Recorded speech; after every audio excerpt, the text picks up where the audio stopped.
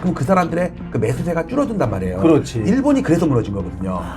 일본의 잃어버린 30년 시작은 대출 총량 규제. 아, 그날을 계기로 일절 돈을 빌려주지 않기 시작했습니다. 갑자기 대출을 끊어버린 거예요. 1990년 동경의 쌍봉 패턴과 2025년 서울 쌍봉 패턴이 일치한다면 6월이 상수란 얘기예요. 요거를 좌우 대칭이라고 보면 이게 하필이면 이번 달인 거예요. 6월 달 또는 한두 달 정도 이때 오른쪽 봉우리가 만들어질 가능성이 되게 높고 수년 동안 급락할 수도 있으니까 조심을 해야겠다. 안녕하십니까, 엘리엇입니다. 네, 오늘은 제가 낮에 포용유TV 이번에 국민청원 올린 거랑 관련된 영상 올려서 아마 2, 3일 있다가 아마 영상이 오픈될 거예요. 그리고 아직은 제가 그 국민청원 올린 게 아직 심사 기간이거든요. 일주일 정도 걸린대요. 아마 수요일, 빠르면 내일, 늦으면 수요일? 왜냐면 목요일에 신청을 했으니까 수요일까지 나오겠죠. 네, 이렇게 요 영상 끝부분에 그 관련 영상 올릴 테니까 많이들 봐주시고 준비하셨다가 동의해 주시기 바랍니다. 자, 오늘 제목은 계약 해제 폭증, 마레프 수상한 직거래. 마레프 얘기도 오늘 방송에 있었거든요. 자, 잘 보시면 요런 실거래가가 찍혔어요. 네, 요거 예, 직거래인데 최고가 20억에서 뚝 떨어졌잖아요. 이렇게 이상한 거래인데 이거야 뭐 이제 다시 정상 거래가 신고되면 다시 빵 떠 오르겠죠. 그럼 또 급등한 거로 나오겠지만, 자, 어떤 뭔가 좀 수상한 게 좀 있어서, 자, 서울 매매 계약이 취소된 게 해제 또는 취소 같은 말이죠. 자, 2020년부터 공개된 데이터를 보면 올 6월이 제일 많이 폭증을 했고 연초부터 계속 폭증을 했거든요. 평상시는 100건 안팎이었어요. 120, 30건도 안 됐어요. 그런데 150, 200, 300, 400, 600, 1100. 그러니까 과거 5년 동안 없었던 일이 벌어졌거든요. 자, 특히 이 중에서 마포구만 봐도 최근에 몇 년 동안 5년 동안 중에 이렇게 급증한 적이 없었잖아요. 56건, 평상시는 한두 건이었어요. 한두 건. 이렇게 많았습니다. 마포구에서. 그래서 마레프를 잘 보시면 방금 전에 뚝 떨어진 거 있잖아요. 요게 그거랑 같은 거예요. 보시면 3월 달에 평상시는 빵건이나 한 건이었어요. 한두 건도 되기가 힘들었다고. 그런데 올해는 고점을 돌파하는 과정에서 9건, 특히 8월 달에는 8건이나 됐어요. 그 다음에 폭등을 했다가 지금은 뭐 직거래 하나 때문에 이렇게 뚝 떨어진 모양으로 돼 있지만 이거야 뭐 실제 가격은 아니겠죠. 직거래니까. 그래도 뭐 표시가 되는 건 어쩔 수가 없고요. 그 이유를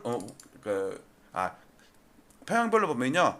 제가 청원에다가는 목동 7단지랑 마레프를 갖다 샘플로 얼마나 그 사이에 올랐는지, 예를 들어서 여러분들 지금 이걸 봐도 엄청 오른 거 맞잖아요. 이거. 근데 요거 떨어진 거야 뭐 그 7월 달에 뭐 이상한 직거래니까는 뭐 그렇다고 치지만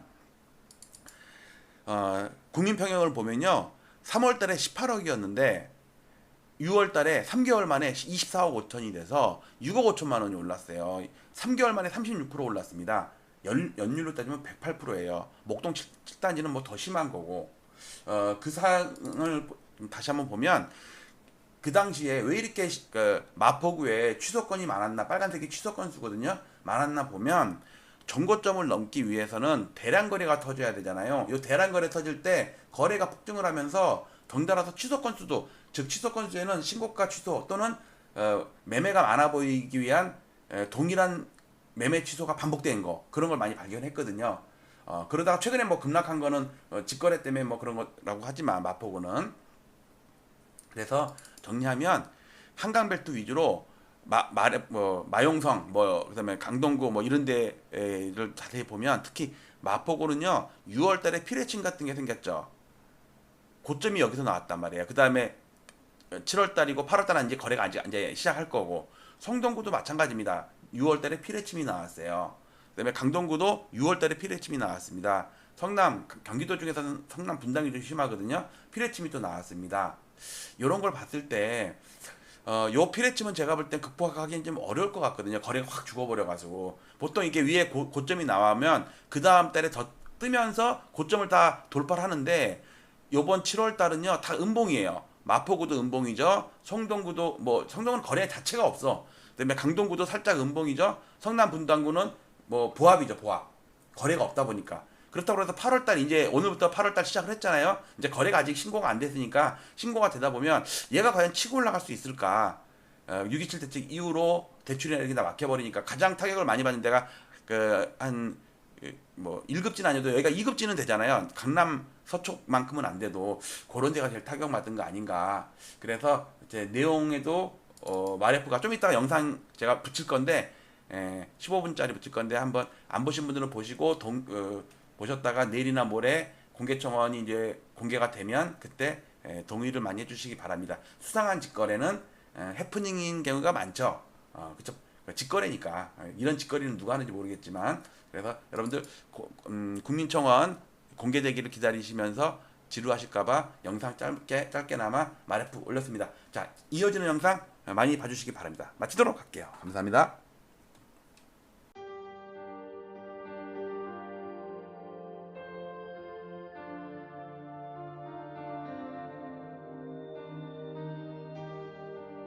지난 2월 12일 오세훈 서울시장의 갑작스러운 토지거래 허가구역 토허제 해제와 3월 24일 확대 재지정을 기폭제로 서울 아파트 시장의 투기적 과열 양상이 격화되었고 시장 교란 행위도 빈번히 발생했습니다. 한국은행의 통계에 따르면 부동산이 가계 순자산의 73.7%를 차지한다고 합니다. 좁은 국토와 한정된 토지에서 남들이 들어가 살아야 할 주거 공간에 투기를 하고 막대한 불로소득을 올리고 자랑까지 하는 시대는 하루빨리 종식되어야 합니다. 부동산 시장의 투기와 주택 가격의 비정상적인 상승은 국민들의 주거 불안과 청년들의 근로의욕 저하, 사상 최악의 저출산 등 사회적 문제로까지 이어지고 있기 때문입니다. 저는 올해 3월 이후 국토부 실거래가 공개 시스템에서 비정상적인 계약 해제 건수가 폭증하는 것을 목격하였습니다. 아파트 시장을 폭등시키는 것은 일상적인 100건의 계약이 아닌 신고가 한 건에 의할 때가 많기 때문에 투기 세력들은 쉽게 이러한 유혹에 빠집니다. 과거에도 신고가 허위 등록 후 후속 계약이 등록되면 슬그머니 이를 해제하는 등의 사례가 종종 언론에 보도되기도 하였습니다. 이는 해당 아파트의 실거래가를 조작함으로써 시세를 올리려는 부정한 작전에 해당합니다. 그러나 이를 감시해야 할 국가기관의 조치는 어디에서도 찾아볼 수 없었고 그 실태조차 파악도 못하고 있는 것으로 보입니다. 이에 최근에 비정상적인 실거래가 대량 계약 해제 사태를 통계적으로 집계하여 과거와 비교하며 그 실태를 먼저 알리고자 합니다. 본 청원의 취지는 국토부 실거래가 공개 시스템의 신고가 허위 계약 등록 후 후속 계약 등록 시 이를 해제하거나 계약과 해제를 반복하는 자전거래 등 책임있는 국가기관의 아파트 실거래가 조작 여부 실태 조사를 촉구하기 위함입니다. 또한 허위 매물 등록과 시세 담합, 허위 계약 자전거래 등 부동산 시장을 교란시키는 작전 세력 감시를 위한 금융감독원, 증권감독원과 같은 부동산 감독원 설립을 촉구하기 위함입니다. 본 청원을 계기로 국가 차원에서 건전한 부동산 거래 질서를 확립하여 집값 폭등과 이로 인한 불로소득을 차단하여 사회 갈등을 해소하고 국민의 주거권을 보호할 수 있는 부동산 거래의 공정성 및 투명성을 확보해 주시기 바랍니다.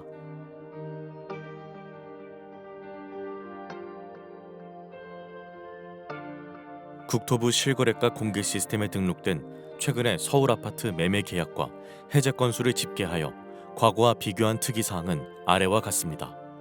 올해 7월까지의 계약 해제 건수는 4,028건이 등록되었는데 그 중에서도 특히 6월에 가장 큰 폭을 기록하였습니다. 해제 사유 발생일 기준으로 6월 한 달간 1,181건이 발생하였는데 이는 데이터가 공개된 2020년 2월 이후 5년간의 월 평균 해제 건수 124건에 비해 9.5배나 되는 이상 현상이었습니다. 거래 증가를 감안하면 서울을 제외한 전국에서는 이 수치가 1.7배에 불과해 타 지역에서는 이러한 현상이 거의 발생하지 않았고 서울에서만 소위 부동산 작전이 실행되었다고 보아야 할 것입니다. 올해 들어 거래가 급증하고 전자계약 활용이 증가하는 추세에서 수정이 안 되는 단점 때문에 계약 해제 후 재신고하는 이유로 해제 건수가 폭증했을 가능성도 있습니다. 그러나 2024년 기준 전자계약 활용 비율은 5.95%에 불과해 여전히 종이 계약서 활용 비율이 94%에 이르고 3일 이내 해제 비율도 3.9%에 불과해 단순 실수나 변심으로 인한 해제 건수 급증의 가능성은 적어 보입니다. 특히 서울 25개 구 중에서도 한강 벨트로 일컬어지는 지역에서 계약이 집중적으로 대량 해제되었는데 성동구는 6월에만 108건이 해제되며 지난 5년간의 월 평균 5.3건에 비해 20.5배에 이르렀으며 강동구도 99건이 발생해 19.2배에 달했습니다. 3월 이후 거래가 급증하였다는 점을 감안하더라도 도봉구 2.8배나 은평구 3.7배에 비해 이들 한강벨트 지역에서 20배 전후의 급증세를 보인 것은 일반적이지 않다는 것을 반증합니다. 서울시 외의 수도권에서도 비슷한 현상이 발견되는데 성남시 분당구에서도 6월 한 달간 107건이 해제되어 5년 월 평균인 3.8건에 비해 28.4배나 되었습니다. 이러한 특이 현상이 서울의 한강벨트 지역에서 집중적으로 발생한 공통점은 2023년 저점에서 2년간 반등을 하던 중 이들 모두 2021년 전후의 전고점 돌파 직전에 있었다는 것이며 2월 12일 토어제 해제와 3월 24일 재지정의 행정 실패 기간을 거치며 거래가 급증했고 해제 건수 폭증을 동반하며 전고점 돌파에 성공했다는 점입니다. 다음에 나열할 1년의 일자별 데이터를 살펴보면 이러한 계약 해제 건수 폭증과 토어제 사이에는 분명한 인과관계가 있다고 추정됩니다. 이번 대량 계약 해제 사태는 오세훈 서울시장이 직접 기획해 1월 14일 서울시청 대회의실에서 열렸던 규제 풀어 민생 살리기 대토론회에서부터 시작되었다고 생각됩니다. 당시 토론회에 참여했던 100인 중 강남구 공인중개사 한 분의 토어제 구역 해제 건의에 대한 답으로 서울시장은 강남구 대치동과 삼성동, 청담동과 송파구의 잠실동 등 4개 지역의 토어제를 해제하겠다고 공언했습니다. 한 달 후인 2월 12일 이들 4개 동은 토어제 지역에서 전격적으로 해제되었으며 이들 지역의 아파트 값은 곧바로 폭등세를 보였습니다. 일몰제였던 토어제는 6월이면 자동적으로 해제될 예정이었음에도 불구하고 서울 아파트 거래량이 감소되었고 매매 가격도 안정되었다는 이유로 사상 최고치를 기록하며 폭등세를 보이던 토어제 지역을 신정부 출범 직전 4개월 앞당겨 전격적으로 해제한 것은 이해할 수 없는 행정이었습니다. 당시 잠실동은 2년 전 저점에서 이미 플러스 28.9%, 대치동은 플러스 24.8% 급등해서 사상 최고치를 이어가던 중이었으며 계엄과 탄핵 등 주무부처가 부재한 무정부 상태를 틈타 급등세는 폭등세로 변하여 7월 현재까지 5개월간 플러스 20% 전후의 추가 상승세를 기록, 2년간 플러스 50%가 넘는 경이적인 기록을 세웠습니다. 그러나 2월 당시 노원구 상계동은 고점 대비 마이너스 26.5% 폭락해 있던 상태였지만 토허제 사태 이후 폭등장에서도 불과 플러스 0.3% 상승하는 데 그쳤습니다. 결국 2년간 대치동 세대수 상위 9개 단지 14,169세대의 평균 매매가가 28.7억 원에서 43.1억 원까지 플러스 14.4억 원, 플러스 50.6% 급등하는 동안 상계동 세대수 상위 34개 단지 46,751세대의 평균 매매가는 7.5억 원에서 5.7억 원까지 오히려 마이너스 1.8억 원, 마이너스 23.5% 급락했습니다.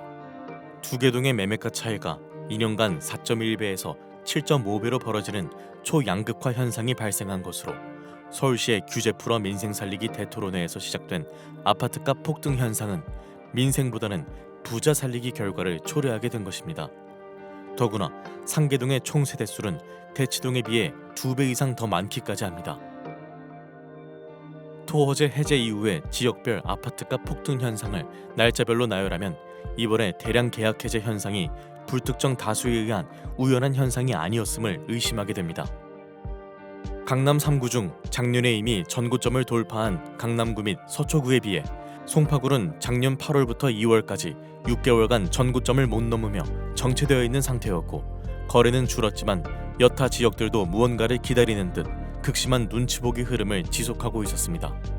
2월 12일 서울시장의 전격적인 토어제 구역 해제와 함께 서울 아파트 시장은 송파구 잠실동을 위주로 폭등세로 돌변했습니다.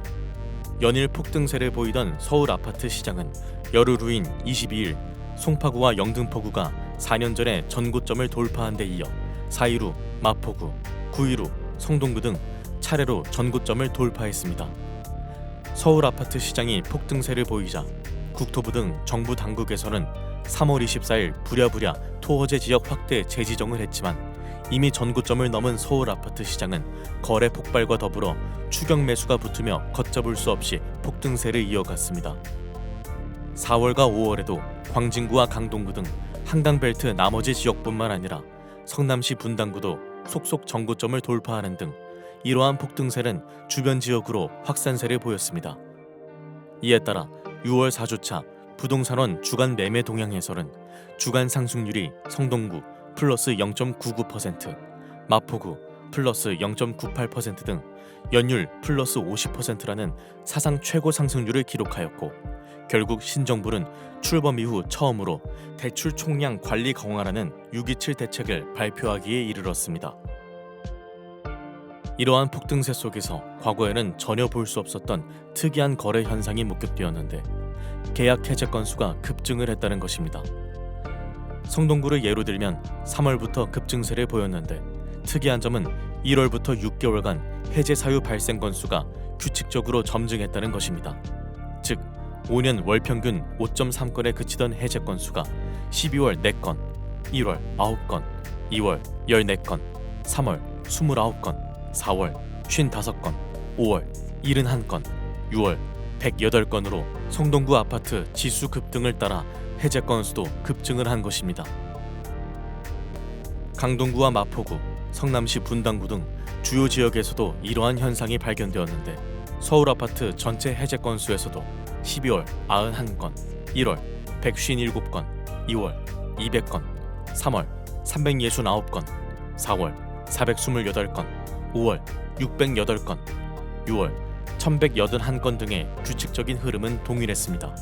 즉, 이들 지역에서는 공통적으로 아파트 가격의 급등 추세를 따라 계약 해제 건수도 동반 급증을 한 것으로 이 중에는 신고가 취소분이 상당수 포함되어 있을 개연성이 큽니다. 계약 해제 건수가 집중된 한강벨트 지역에서는 시가총액 또는 세대수 상위 아파트에서 이러한 현상이 집중되었는데 6년간 발생한 총 해제 건수와 올해 6개월간의 해제 건수를 비교해보면 최근에 단기간에 얼마나 많이 집중 발생했음을 알 수 있습니다. 성동구 센트라스 아파트는 6년간에 63건에 비해 6개월 만에 38건이 발생해 그 비중이 60%가 넘었으며 텐지힐 1단지도 58%가 넘었습니다. 강동구의 아르테온 아파트도 55%가 넘었으며 성남시 분당구도 58%가 넘었습니다. 특히 양천구의 목동 신시가지 7단지의 경우에는 6년간 발생한 총 해제 건수 17건 중 올해 6개월에만 12건이 집중적으로 발생했는데 이 기간 전용 53제곱미터 실거래가는 15.7억 원에서 23억 원으로 플러스 7.3억 원 폭등, 불과 4개월 만에 플러스 46.5%를 기록했으며 전용 66제곱미터 실거래가도 19.5억 원에서 27.5억 원으로 플러스 8억 원의 폭등, 플러스 41%를 기록했습니다. 마포구의 마포 레미안 푸르지오 아파트도 6년간 총 42건의 계약 해제 건 중 올해 6개월에만 20건의 해제 건수가 발생하였는데 전용 53제곱미터의 경우 15.9억 원에서 20.5억 원으로 플러스 4.6억 원 급등, 불과 4개월 만에 플러스 28.9%의 상승률을 기록했으며 전용 84제곱미터의 경우에도 18.0억 원에서 24.5억 원까지 플러스 6.5억 원 상승, 플러스 36.1%를 기록했습니다.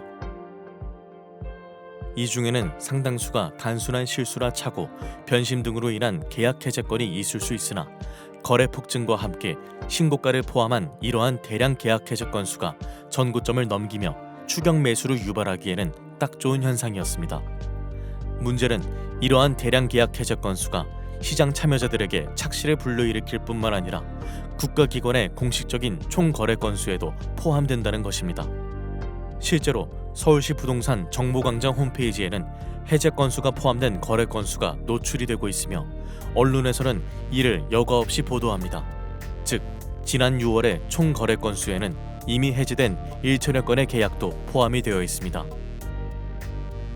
한편 올해 7월까지 서울 아파트 실제 계약 건수는 44,285건이고 해제 건수는 4,028건으로 총 해제 금액은 5조 2,500억 원입니다.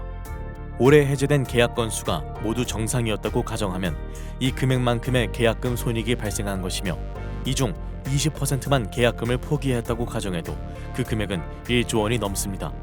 그러나 7개월간 4,000건이 넘는 해제 건수 중 얼마나 실제 계약서를 썼는지, 계약금은 주고받았는지 알 수가 없습니다. 누군가 나쁜 의도를 가지고 하루에 10번씩 계약과 취소하는 행위를 반복하더라도 막을 수가 없으며 계약금 이체 없이 없었던 일로 삼아도 알아낼 수가 없습니다.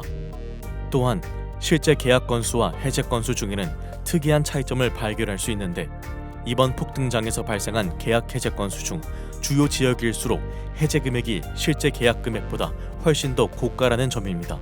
예를 들어 강남구의 올해 225건의 계약 해제 금액 평균가는 31.1억 원으로 2,517건의 실제 계약 금액 평균가 28.7억 원에 비해 2.4억 원이나 고가였습니다. 서울 아파트 4,028건의 해제 금액 차이는 142만 원으로 그 차이가 0.1%에 불과한 반면 강남구의 경우에는 무려 8.2%에 이르고 서초구와 영등포구, 양천구도 7% 이상의 큰 차이를 보였습니다. 이러한 사례로 유추해보면 대량 계약 해제 건수 중에는 신고가 취소가 상당수 포함되었음을 예상할 수 있습니다. 지금까지 올해 3월 이후 국토부 실거래가 공개 시스템에서 발생한 대량 계약 해제 사례를 집계하였으며 매매가 변동과의 상관관계를 제 나름대로 분석하였습니다.